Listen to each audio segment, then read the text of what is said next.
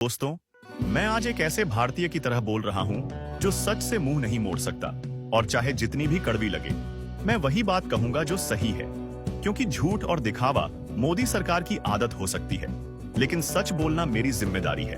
और सच्चाई यह है कि लिपुलेख, काला पानी और लिम्पियाधुरा नेपाल के थे, नेपाल के हैं और हमेशा नेपाल के ही रहेंगे। चाहे मोदी कितने भी बड़े मंच से भाषण दें, चाहे भारतीय मीडिया कितना भी झूठ उगल दे, यह सच कभी नहीं बदलने वाला है। मोदी की नीतियां आज एक बात साफ कर रही हैं। यह आदमी सिर्फ सत्ता का भूखा है। उसे अपने पड़ोसी का सम्मान करना कभी सिखाया ही नहीं गया। और यही वजह है कि वह हर चुनाव से पहले झूठा राष्ट्रवाद बेचता है, पाकिस्तान का डर दिखाता है, नेपाल की जमीन निगलता है और फिर मीडिया को खरीदकर जनता के सामने एक नकली हीरो बनने का नाटक करता है। लेकिन असलियत में वह एक डरपोक, बेईमान और चालबाज नेता है जो पड़ोसी को नीचा दिखाकर हीरो बनना चाहता है। पर सच तो यह है कि उसकी सोच इतनी घटिया और छोटी है कि वह गोरखाओं की वीरता को समझ भी नहीं सकता। भारतीय मीडिया की हालत तो और भी गिरी हुई है।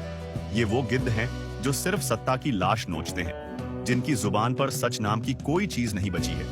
ये वही मीडिया है जो नेपाल को छोटा दिखाता है, नेपाल के लोगों की आवाज दबाता है और मोदी के हर गलत कदम को महान उपलब्धि बताता है। मानो पत्रकारिता नहीं दलाली कर रहे हों, लेकिन उन्हें यह समझ लेना चाहिए कि जब एक छोटे से देश की आवाज दबाने की कोशिश की जाती है, तो वही आवाज दुनिया भर में गूंजती है और सच्चाई हर नकली प्रचार पर भारी पड़ती है। नेपाल छोटा हो सकता है जमीन के नक्शे पर, लेकिन दिल से, आत्मा से और साहस से वह इतना बड़ा है कि पूरी दुनिया उसे सलाम करती है।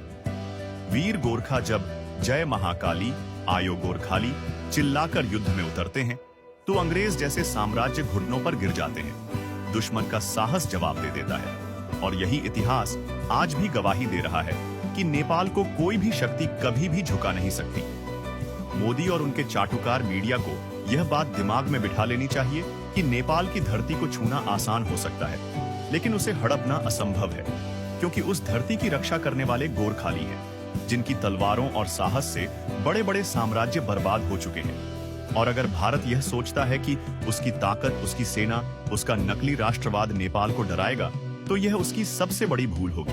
क्योंकि नेपाल की जनता शांति चाहती है, लेकिन अपने माटी के एक एक अणु और कण की रक्षा के लिए अपना जीवन तक कुर्बान करने से कभी पीछे नहीं हटेगी। मैं भारतीय होकर भी मोदी को खुलकर गाली देता हूँ, क्योंकि यह आदमी सिर्फ धोखेबाज है, पड़ोसी की पीठ में छुरा घोंपने वाला गद्दार है और इतिहास उसे कभी माफ नहीं करेगा।